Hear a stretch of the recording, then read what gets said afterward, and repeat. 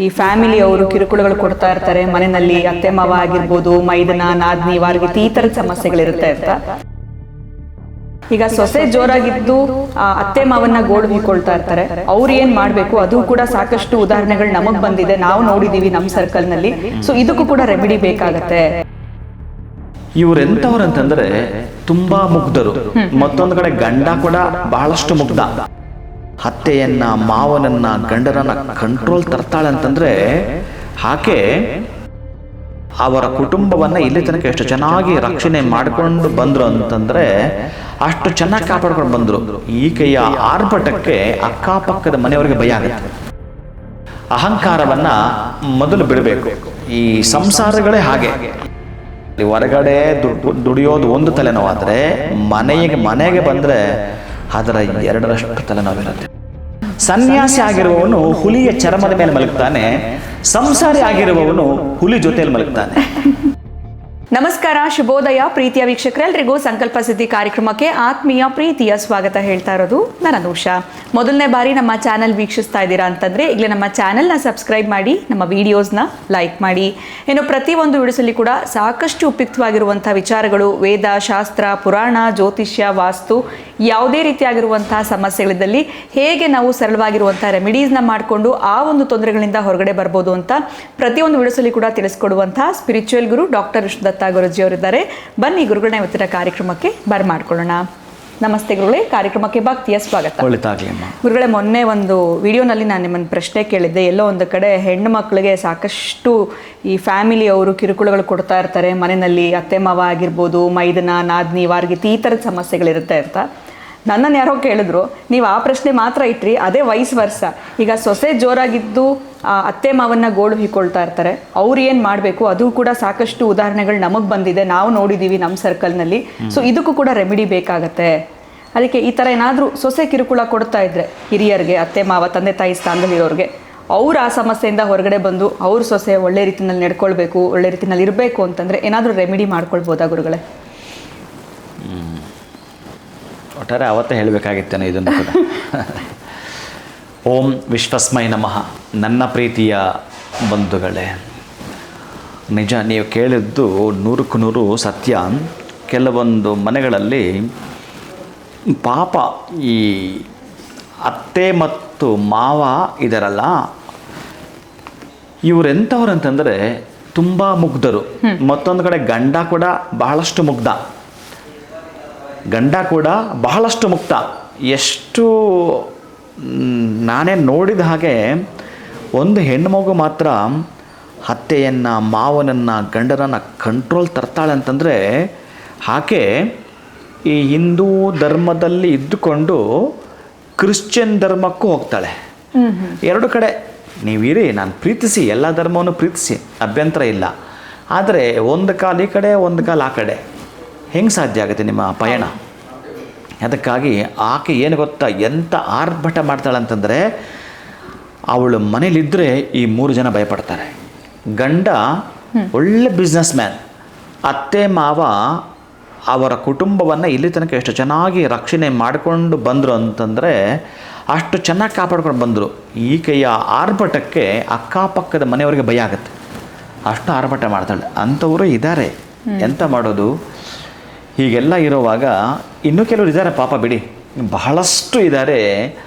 ಅದೇ ಆ ದರ್ಪಗಳನ್ನು ಬಿಡಬೇಕು, ಅಹಂಕಾರವನ್ನು ಮೊದಲು ಬಿಡಬೇಕು. ಈ ಸಂಸಾರಗಳೇ ಹಾಗೆ. ಈ ಕೆಲವರು ಯಾರೋ ಮೊನ್ನೆ ಒಂದು ಪ್ರಶ್ನೆ ಕೇಳಿದರು,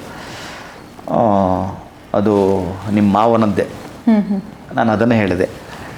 ನಿಮ್ಮ ಮಾವ ಹೇಳ್ತಾರೆ, ಯಾರು ನನ್ನನ್ನು ಪ್ರಶ್ನೆ ಮಾಡಿದ ಹುಡುಗ ಮಾತ್ರ, ಗುರುಗಳೇ ಸಂಸಾರ ಮಾಡಿ ಮಾಡಿ ಮಾಡಿ ಸಾಕಾಗ್ಬಿಟ್ಟಿದೆ ಗುರುಗಳೇ, ತುಂಬ ಪೇಯ್ನ್ ಆಗಿಬಿಟ್ಟಿದೆ ಗುರುಗಳೇ, ಏನು ಕಾಟ ಕೊಡ್ತಾರೆ ಅಂತ ಮಕ್ಕಳಲ್ಲಿ. ಹೊರಗಡೆ ದುಡಿಯೋದು ಒಂದು ತಲೆನೋವಾದರೆ ಮನೆಗೆ ಬಂದರೆ ಅದರ ಎರಡರಷ್ಟು ತಲೆನೋವಿರುತ್ತೆ ಅಂತಂದರು. ನಾನು ನಿಮ್ಮ ಮಾವನದ್ದು ಒಂದು ಡೈಲಾಗ್ ಜ್ಞಾಪಕ ಇತ್ತು ನನಗೆ. ನರಸಿಂಹಮೂರ್ತಿ, ನಿಮ್ಮ ಮಾವನ ಹೆಸರು ಈಗ ಹೇಳೋಣ. ಖ್ಯಾತ ಸಾಹಿತಿಗಳು MS ನರಸಿಂಹಮೂರ್ತಿಯವರು, ಹಾಸ್ಯ ನಟರು, ಖ್ಯಾತ ಸಾಹಿತಿಗಳು, ಉತ್ತಮ ವಾಗ್ಮಿ, ತುಂಬ ಚೆನ್ನಾಗಿ ಮಾತಾಡ್ತಾರೆ. ಅವರು ಬ್ಯಾಂಕಲ್ಲಿದ್ದವರು ಅಂತ ಕಾಣುತ್ತಲ್ಲ, ಬ್ಯಾಂಕಲ್ಲಿದ್ದವರು. ನಿಮ್ಮ ಮಾವನ ಹೆಸರು ಹೇಳಿದ್ದೀನಿ ತಾಯಿ, ಪರವಾಗಿಲ್ಲ. ನೋಡಿ, ಅವರೊಂದು ಮಾತು ಹೇಳ್ತಾರೆ. ಎಂಥ ಮಾತು ಗೊತ್ತಾ? ಸ್ವಾಮಿ ಸಂಸಾರಿಗೂ ಸನ್ಯಾಸಿಗೂ ಏನು ವ್ಯತ್ಯಾಸ ಅಂತ ಯಾರೊಬ್ಬ ಕೇಳ್ತಾರೆ. ಯಾರಿನ್ ಮಾವನ್ನ ಕೇಳ್ತಾನೆ, ಯಾವುದೋ ಒಂದು ಹಾಸ್ಯದ ತುಣುಕದು. ಸಂಸಾರಿಗೂ ಸನ್ಯಾಸಿಗೂ ಏನು ವ್ಯತ್ಯಾಸ ಅಂತ ಕೇಳಿದರೆ, ಏನಿಲ್ಲಪ್ಪ ಅಷ್ಟೊಂದೇನಿಲ್ಲ, ತೀರಾ ಚಿಕ್ಕದೆ.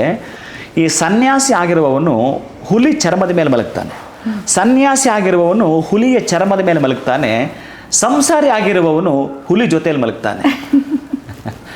ಅಂದರೆ ಹೆಂಡತಿಲಿ ಹುಲಿ, ಪಾಪ ಹೇಗೆ ಮಲಗ್ತಾರೋ. ಅಂದರೆ ಆ ಹುಲಿ ಆರ್ಭಟ ಇದೆಯಲ್ಲ, ಅಂಥ ಆರ್ಭಟ ಮಾಡುವಂಥ ಸೊಸೆಯಂದಿದ್ದರೆ ಅತ್ತೆಗೂ ಮಾವನಿಗೂ ಮತ್ತು ಮೈದುನನಿಗೂ ಗಂಡನಿಗೂ ಕಿರುಕುಳ. ಇಲ್ಲೊಂದು ಮನೆಯಲ್ಲಿ ಮೈದುನ ಇಲ್ಲ ಅಷ್ಟೇ, ಬಟ್ ಬಹಳ ನೋವನ್ನು ಕೊಟ್ಟಿದ್ದಾರೆ, ತಡ್ಕೊಳಕ್ಕೆ ಆಗದಿರೋ ಅಷ್ಟು. ಪಾಪ ಅವರು ಅವಮಾನಕ್ಕೆ ಅಂಜುತ್ತಾರೆ. ಈಕೆ ಏನಾದರೂ ಜೋರು ಘರ್ಷಣೆ ಗಲಾಟೆ ಮಾಡಿದ್ಲೋ ಮನೇಲಿ ಹಂಗೇ ಅವರು ನಡುಗುತ್ತಿರ್ತಾರೆ. ಇಂಥದ್ದೆಲ್ಲ ಇದೆ ಪ್ರೀತಿಯ ಬಂಧುಗಳೇ. ಸಾಧ್ಯ ಆದಷ್ಟು ಇದನ್ನು ಹೇಗೆ ಮಾಡಿಕೊಳ್ಬೇಕು ಅಂತಂದರೆ, ಆಕೆಯ ಮನಸ್ಸಲ್ಲೇ ತಂತಾನೇ ಬದಲಾವಣೆಗಳು ಬರಬೇಕು ಅಂತಂದರೆ ಕೆಲವೊಂದು ತಾಂತ್ರಿಕ ಪದ್ಧತಿಯಲ್ಲಿ ಬಹಳ ಹೇಳಿದ್ದಾನೆ. ಈ ಋಷಿಪುಂಗವರು ಅವ್ರಿಗೇನೋ ಲಾಭ ಆಗುತ್ತೆ ಅಂತಾಗಲಿ ಅಥವಾ ಬೇರೆ ಇನ್ನೇನೋ ಅಂತ ಹೇಳಿಲ್ಲ. ಎಷ್ಟು ಅಂತಂದರೆ, ಯಾರಾದರೂ ಅಂಥ ದೊಡ್ಡ ಮಟ್ಟದ ನೋವಲ್ಲಿರೋರು ಹೊರಗೆ ಬರಲಿ ಅಂತ ನಾವು ತಪಸ್ಸುಗಳು ಮಾಡಿದ್ರು.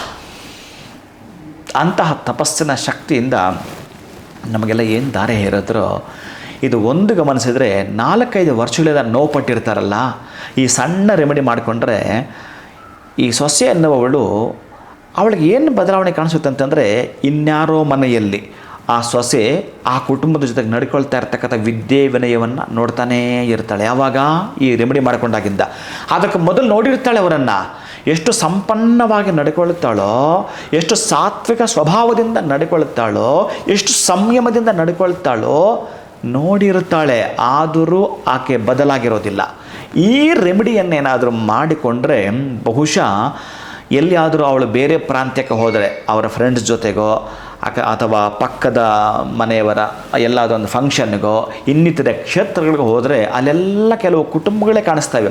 ನೀವು ನೋಡಿ, ಒಂದು ಮೊಬೈಲಲ್ಲಿ ಒಂದು ನೋಡಿ, ನೀವು ಒಂದು ನೋಡಿದರೆ ಅದರಿಂದ ಮತ್ತೆ ಅದೇ ಬರ್ತಿರ್ತವೆ. ಹಾಗೆ ಈ ಒಂದು ರೆಮಿಡಿನ ನೀವು ಮಾಡಿಕೊಂಡ್ರೆ ಆಕೆಗೆ ಅದೇ ಡೈವರ್ಷನ್ ತಗೊಳ್ತಾ ಇರುತ್ತೆ. ಅರೆ ನಾನು ಯಾಕೆ ನಮ್ಮ ಅತ್ತೆ ಮಾವನ ತಪ್ಪಿಲ್ಲ ಅಂದರೂ ಮಾತಾಡೋದು, ನಾನೇನೋ ಅಷ್ಟು ಓದಿರ್ಬೋದು, ಅಷ್ಟಕ್ಕೆ ನಾನು ಇಷ್ಟು ದರ್ಪ ಯಾಕೆ ಮಾಡೋದು, ನನಗಿಂತಲೂ 3 ಆ ಹುಡುಗಿ ಟ್ರಿಬಲ್ ಡಿಗ್ರಿ ಮಾಡಿರೋಂಥ ಹುಡುಗಿ ಸೊಸೆಯಾಗಿ ಆ ಮನೆಯನ್ನು ಎಷ್ಟು ವಿನಯದಿಂದ ನಡ್ಕೊಳ್ತಾ ಇದ್ದಾಳೆ. ಅಷ್ಟೊಂದು ಚೆನ್ನಾಗಿ ಓದಿರ್ತಕ್ಕಂಥವಳು ಎಷ್ಟು ವಿದ್ಯೆ ಇದ್ದರೂ ಜೊತೆಗೆ ವಿನಯವನ್ನು ಒಗ್ಗೂಡಿಸ್ಕೊಂಡು ಸಂಸ್ಕಾರದೊಂದಿಗೆ ಸಂಸಾರವನ್ನು ಮಾಡ್ತಿದ್ದಾಳೆ ಆಕೆ. ನಾನು ಯಾಕೆ ಹಿಂಗೆ ಮಾಡ್ತಾಯಿದ್ದೀನಿ, ನಾನು ಇನ್ಮೇಲೆ ಹಾಗೆ ಮಾಡಬಾರ್ದು, ನಾನು ಮೊದಲು ತಿದ್ಕೋಬೇಕು ಅನ್ನೋದನ್ನು ಮೈಗೂಡಿಸ್ಕೊಳ್ತಾಳಂತ ರೀ. ಯಾವಾಗಿಂದ ಗೊತ್ತಾ, ನೀವು ಏನು ಈ ರೆಮಿಡಿ ಮಾಡ್ಕೊಳ್ತೀರೋ ಅಲ್ಲಿಂದ ಆಚೆಗೆ ನಡೆಯೋದೇ ಒಂದು ಚಮತ್ಕಾರ. ಪ್ರೀತಿಯ ನನ್ನ ಈ ಯಾರ್ಯಾರು ಈ ಅತ್ತೆ ಮಾವ ನೋವಿಂದ ಬಳಲ್ತಾ ಇದ್ದಾರೋ ಆ ಬಂಧುಗಳಿಗೆ ಹೇಳ್ತಾ ಇದ್ದೀನಿ, ಈ 2 ತಟ್ಟೆ ಆಯ್ಕೆ ಮಾಡ್ಕೋಬೇಕು. ಅದು ಸ್ಟೀಲದ್ದಾಗಿರ್ಬೋದು ಅಥವಾ ಅಡಕೆ ತಟ್ಟೆ ಆಗಿರಬಹುದು. ಇವೆರಡಲ್ಲಿ ಆಯ್ಕೆ ಮಾಡ್ಕೊಳ್ತಾ ಮೊದಲು ಸ್ಟೀಲ್ ತಟ್ಟೆ ನಿಮಗೆ ವ್ಯವಸ್ಥೆ ಮಾಡ್ಕೊಳ್ಳೋಕೆ ಹೇಳ್ತೀನಿ. ಆ ಸ್ಟೀಲ್ ತಟ್ಟೆನಲ್ಲಿ ಆ ಸೊಸೆಯ ಹೆಸರನ್ನು ಮೊಸರಿಂದ ಬರೆಯಬೇಕು. ಆ ಸೊಸೆಯ ಹೆಸರನ್ನು ಮೊಸರಿಂದ ಬರೆಯಬೇಕಾದ್ರೆ ಏನು ಬಳಸಬೇಕು ಗುರುಗಳೇ ಅಂತ ನೀವು ಕೇಳೋದೆ. ಆದರೆ ಬಹಳ ಮುಖ್ಯವಾಗಿರ್ತಕ್ಕಂತಹದ್ದು, ಬಹುಶಃ ಆಕೆಯದೇನಾದರೂ ಒಂದು ಖರ್ಚಿಪಿನ್ ಅಂದ್ಕೊಳ್ಳಿ, ಈ ಥರದ್ದು ಒಂದು ಖರ್ಚಿಪ್ ಅಂದರೂ ಕೂಡ ಸಣ್ಣದೊಂದು ಬಟ್ಟೆ.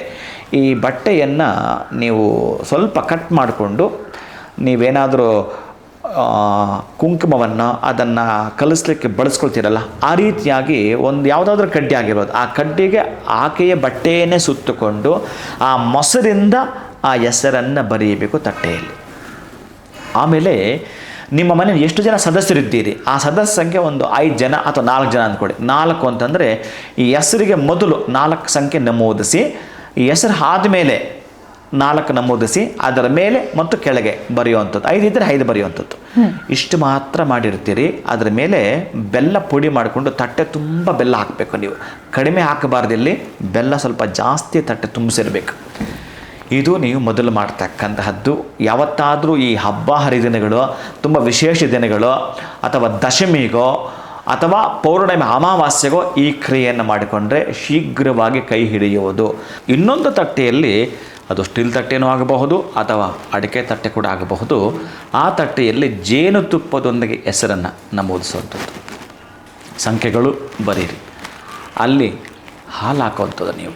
ಹಾಲು ಹಾಕಿ 1 ನಿಮಿಷ ಬಿಟ್ಟು ತಕ್ಷಣ ಇದನ್ನು ತೆಗೆದುಕೊಂಡು ಹೋಗಿ ಮನೆಯ ಟೆರೆಸ್ ಮೇಲೋ ಅಥವಾ ನಿಮ್ಮ ಮನೆಯ ಅಕ್ಕಪಕ್ಕ ಒಂದು ಮರ ಗಿಡ ಇದ್ದರೆ ಅದರ ಪಕ್ಕದಲ್ಲೋ ಇಡಬೇಕು. 36 ತಾಸು ಅದನ್ನು ಅಲ್ಲೇ ಬಿಡಬೇಕು. ಆ ನಂತರ ಆ ತಟ್ಟೆಯನ್ನು ನೀವು ಮನೆಗೆ ಬಳಸಬಾರದು. ಸ್ಟೀಲ್ ಆಗಿದ್ದರೂ ಯಾರಿಗಾದರೂ ಕೊಟ್ಟುಬಿಡಿ, ಅಡಿಕೆ ತಟ್ಟೆ ಆಗಿದ್ದರೆ ಅಲ್ಲೇ ಬಿಟ್ಟುಬಿಡಿ. ಈ ಪದ್ಧತಿಯನ್ನು ಮಾಡಿ ಬಹುಶಃ 4 ಸಲ ಮಾಡಬೇಕಾಗತ್ತೆ ಇದನ್ನು. ಆ 4 ಸಲ ಮಾಡೋದು ಕೂಡ ವಿಶೇಷ ದಿನಗಳೇ ಆಯ್ಕೆ ಮಾಡ್ಕೊಳ್ಳಿ. ಇಂಥ ದಿನನೇ ಮಾಡಬೇಕು, ಇದೇ ಟೈಮ್ ಮಾಡಬೇಕು ಅಂತಲ್ಲ.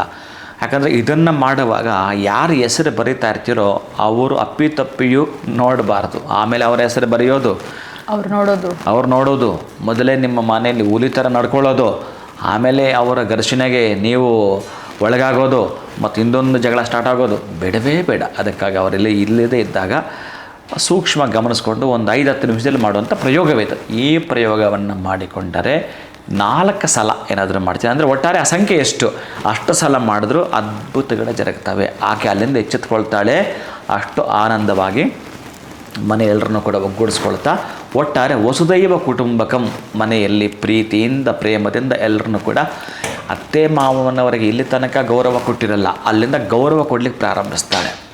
ಆಮೇಲೆ ಎಲ್ಲಿಯಾದರೂ ಹೋಗಬೇಕಾದ್ರೆ ಅವರ ಜೊತೆಯಲ್ಲಿ ಹೋಗುವಂಥದ್ದು, ಅವ್ರನ್ನ ಕರ್ಕೊಂಡು ಹೋಗುವಂಥದ್ದು, ಎಲ್ಲವನ್ನು ಕೂಡ ಎಕ್ಸ್ಪ್ಲೈನ್ ಮಾಡಿ ತೋರಿಸುವಂಥದ್ದು, ಇಂತಹ ಗುಣಗಳು ನೋಡಿ. ಅದಕ್ಕೆ ಹೇಳ್ತಾನೆ, ನಮ್ಮ ಬದುಕಲ್ಲಿ ಏನು ಎಕ್ಸ್ಪೀರಿಯೆನ್ಸ್ ಆಗುತ್ತೋ ಆ ಎಕ್ಸ್ಪ್ಲೈನ್ ಮಾಡಬೇಕಾದ್ರೆ ಮೊದಲು ಏನಾಗಬೇಕು ಹೇಳಿ, ಎಕ್ಸ್ಪೀರಿಯೆನ್ಸ್ ಆಗಬೇಕಲ್ಲ. ಎಲ್ಲಿಂದ ಆಗಿದ್ದು ಇದು ಮಾಡಿದ ಮೇಲೆ ಅವನ್ನೆಲ್ಲ ನೋಡಿ ಎಕ್ಸ್ಪೀರಿಯೆನ್ಸ್ ಆಗಿ ಮಾಡ್ಕೊಂಡ್ಬಿಟ್ಲಿ. ಆ ಎಕ್ಸ್ಪೀರಿಯೆನ್ಸ್ ಕಾರಣ ಯಾರು? ನೀವೇ. ಇದನ್ನು ಮಾಡಿಕೊಳ್ಳಿ. ನಿಮ್ಮ ಮನೆಯಲ್ಲಿ ಸೊಸೆ ನೀವು ಹೇಳಿದಾಗೆ ಕೇಳ್ತಾಳೆ.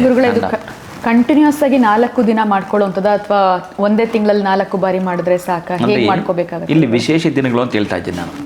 ಹಂಗೂ ಕೂಡ ಈ ಶುಭ ದಿನಗಳು ಲೆಕ್ಕ ತಗೊಳ್ಬೇಕು ನಾವು. ಬುಧವಾರ, ಗುರುವಾರ, ಶುಕ್ರವಾರ 3 ದಿನ ಕಂಟಿನ್ಯೂ ಮಾಡಬಹುದು. ಮತ್ತು ಇನ್ನೊಂದು ಬುಧವಾರಕ್ಕೆ 4. ಆಕಸ್ಮಿಕ 5 ಜನ ಅವ್ರ ಮನೆಯಲ್ಲಿದ್ದರೆ, 6 ಜನ ಅವ್ರ ಮನೆಯಲ್ಲಿದ್ದರೆ, ಅದಕ್ಕಾಗಿ ವಿಶೇಷ ದಿನಗಳೇ. ಅದು ಬೆಳಗ್ಗೆ ಆಗ್ಬೋದು, ಸಂಜೆ ಆಗ್ಬೋದು. ಇದನ್ನು ಮಾಡಿಕೊಳ್ಳತಕ್ಕಂತಹದ್ದು ಮಾತ್ರ ವಿಶೇಷ ಪರ್ವ ದಿನಗಳಾಗಿರಬೇಕು. ಅಥವಾ ಅವರು ಹುಟ್ಟಿರೋ ದಿನ ಆದರೂ ಪರವಾಗಿಲ್ಲ. ಆ ಥರದ್ದು ಅವ್ರು ಹುಟ್ಟಿರೋಂಥ ದಿನ ತಿಳ್ಕೊಂಡು ಆ ವಾರಕ್ಕೆ ಒಂದ್ಸಲ ಈ ಪದ್ಧತಿಯಲ್ಲಿ ಮಾಡಿಕೊಂಡ್ರು ಕೂಡ ವರ್ಕ್ ಆಗುತ್ತೆ ಅಂತ ಹೇಳ್ತೀರಾ? ಖಂಡಿತ ಗುರುಗಳು. ಎಲ್ಲೋ ಒಂದು ಕಡೆ ಆ ದಿನ ನಾನು ಆ ಪ್ರಶ್ನೆ ಕೇಳಿದ್ದಕ್ಕೆ ಇದನ್ನು ಕೇಳಬೇಕಾಯಿತು ಅಂತ ನನಗೆ ಗೊತ್ತಿರೋರು ಕೇಳಿದ್ದಕ್ಕೋಸ್ಕರ ಹೇಳಿದೆ. ತುಂಬ ಜನ ಎಲ್ಲೋ ಒಂದು ಕಡೆ ಸೊಸೆಯಿಂದ ಅತ್ತೆ ಮಾವ ಕೂಡ ಕಿರುಕುಳಕ್ಕೆ ಒಳಗಾಗಿದ್ದಾರೆ, ಅವ್ರಿಗೊಂದು ಪರಿಹಾರ ಬೇಕಿತ್ತು. ಸೊ ಜಸ್ಟ್ ಸಿಂಪಲ್ಲಾಗಿ 2 ತಟ್ಟೆಗಳಾಗಿರ್ಬೋದು, ಮೊಸರು ಆಗಿರ್ಬೋದು, ಜೇನುತುಪ್ಪ, ಹಾಲನ್ನು ಬಳಸ್ತಾ, ಬೆಲ್ಲವನ್ನು ಬಳಸ್ತಾ ಹೇಗೆ ನಾವು ಈ ಒಂದು ರೆಮಿಡಿನ ಮಾಡ್ಕೊಳ್ಬೇಕು ಅಂತ ಅದ್ಭುತವಾಗಿ ತಿಳಿಸ್ಕೊಟ್ಟಿದ್ದೀರಾ. ಧನ್ಯವಾದಗಳು ತಮಗೆ. ನಮಸ್ಕಾರ. ಹರೇ ಶ್ರೀನಿವಾಸ. ಇನ್ನು ಈ ಒಂದು ರೆಮಿಡಿಯನ್ನು ನೀವು ವಿಶೇಷವಾಗಿರುವಂಥ ದಿನಗಳಲ್ಲಿ ಮಾಡ್ಕೊಳ್ಬೇಕು. ಸಂಪೂರ್ಣವಾಗಿ ವಿಡಿಯೋ ನೋಡೋದ್ರಿಂದ ಹೇಗೆ ನೀವು ರೆಮಿಡಿಯನ್ನು ಫಾಲೋ ಮಾಡಬೇಕು ಅನ್ನೋದ್ರ ಬಗ್ಗೆ ಗುರುಗಳು ತಿಳಿಸ್ಕೊಟ್ಟಿದ್ದಾರೆ. ವಿಡಿಯೋನ ಮುಗಿಸುವಂತಹ ಸಮಯ ಆಗಿದೆ. ನಮಸ್ಕಾರ.